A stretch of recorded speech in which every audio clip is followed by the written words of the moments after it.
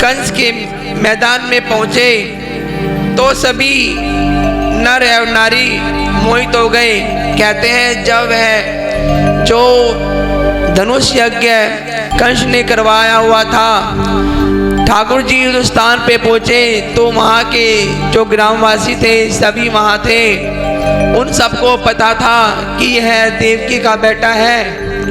उसको देखते ही सब बस देखते रह गए और मन ही मन बड़े खुश हो रहे थे। चलो आज तो कंस का अंत होने वाला है। बुजुर्गों और माताओं ने ठाकुर जी को में अपना पुत्र दिखाई देता है, गोपियाओं को लाला पति के रूप में दिखाई देता है और कंस को पहलवानों को पहलवान दिखाई देता है और राजा कंस को काल के रूप में दिखाई देता है। कहते हैं श्री कृष्ण भगवान किसी को भी जिस रूप में आप उनको देखना चाहते हो वह अपने दर्शन उसी रूप में देते हैं। चाहे आप उनको अपने बच्चे के रूप में देखोगे तो वह आपको दर्शन बच्चे के रूप में ही देंगे। बोलिए बाल कृष्ण लाल की। ताकी रही भावना जैसी प्रभु मूरत दे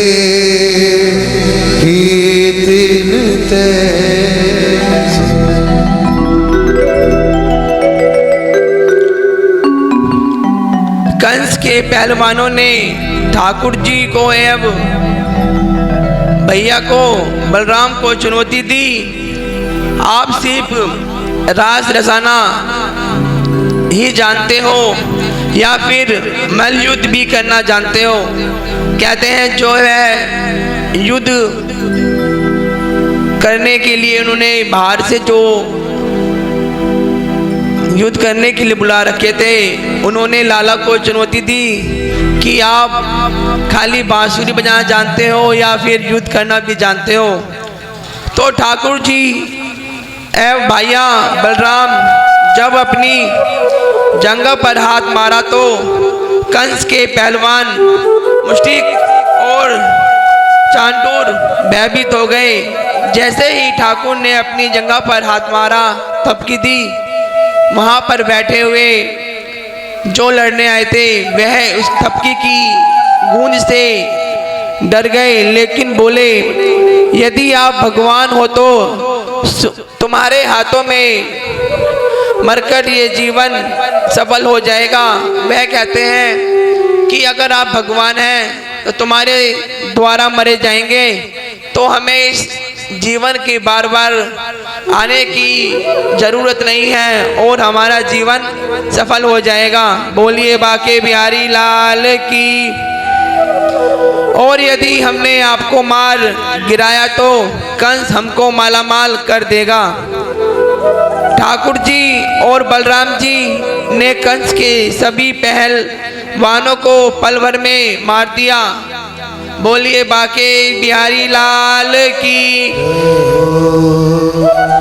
देखते ही देखते भगवान ने कंस के सिंहासन पर जाकर कंस के केसों को पकड़कर सिंहासन से नीचे खींच लिया।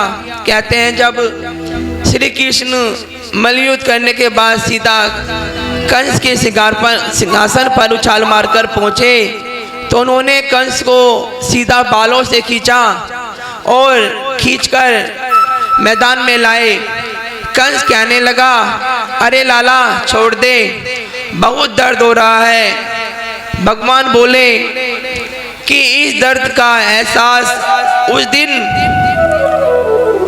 नहीं था जिस दिन कंस जब तूने मेरी माँ देवकी को बाल पकड़कर रथ से नीचे खींचा था। कृष्ण जी कहते हैं कि जब आकाशवाणी हुई तो तू अपनी बहन का नाता भी भूल गया।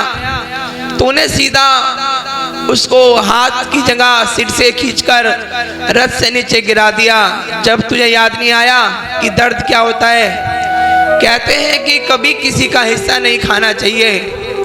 बहन को दिया हुआ दान मांगना नहीं चाहिए।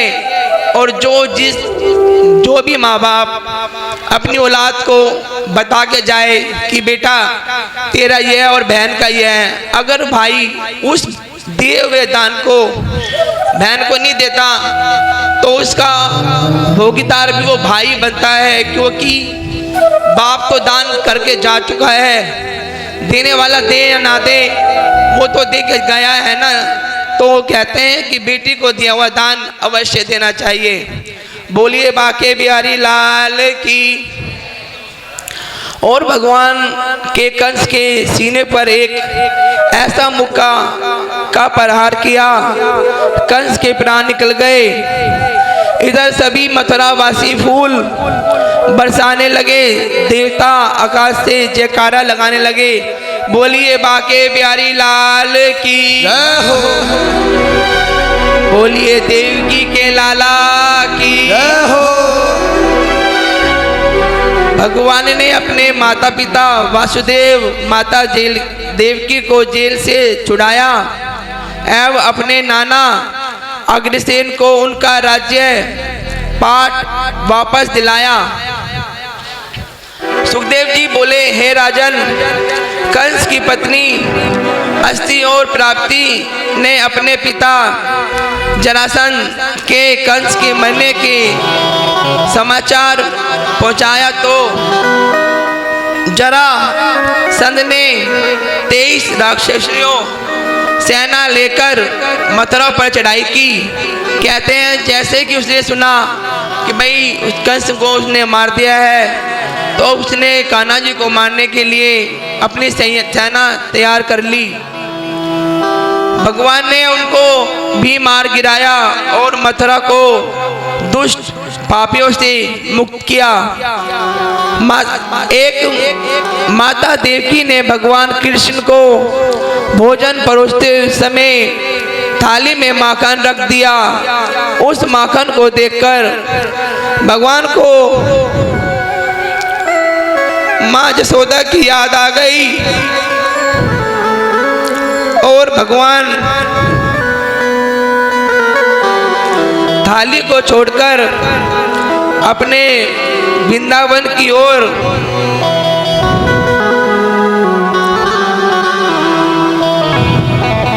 मुंह कर रोने लगे, मगर अपने आंसुओं को माता को ना दिखाकर घूम गए।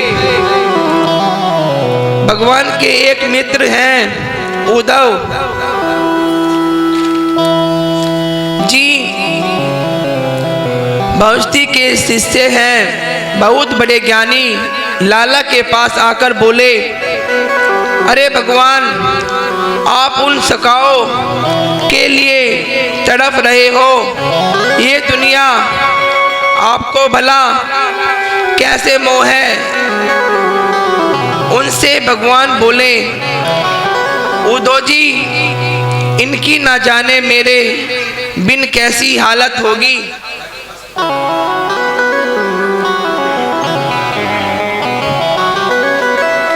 बोलिए बाके बिहारी लाल की। आप मेरा संदेश लेकर वृंदावन जाओ, उनको समझाओ। उद्धव जी को अपने ज्ञान पर बड़ा ही अभिमान था।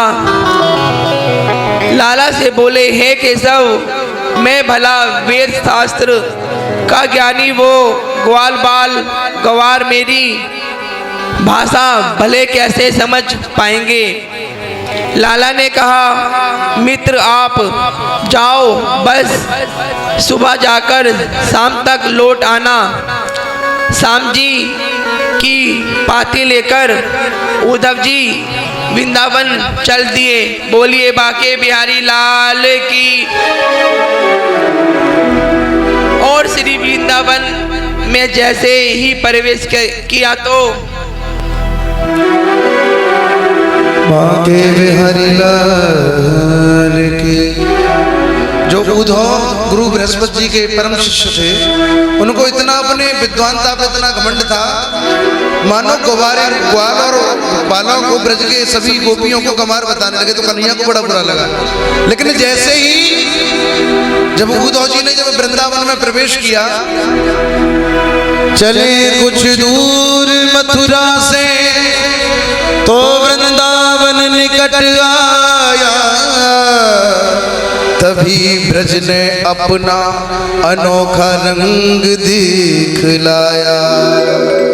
जो ब्रज के जो झाड़ बोलते हैं, जिन्हें कांटे बोलते हैं, अपन घास फूस बोलते हैं, उन्होंने भी अपना प्रेम का पराकाष्ठा दिखाया उद्धव जी को। उलझ कर वस्त्र कांटों से लगे उद्धव को समझाने, उलझ कर वस्त्र कांटों से लगे उद्धव को समझाने, तुम्हारा ज्ञान पर्दा फाड़ देंगे ये प्रेम दीवाने।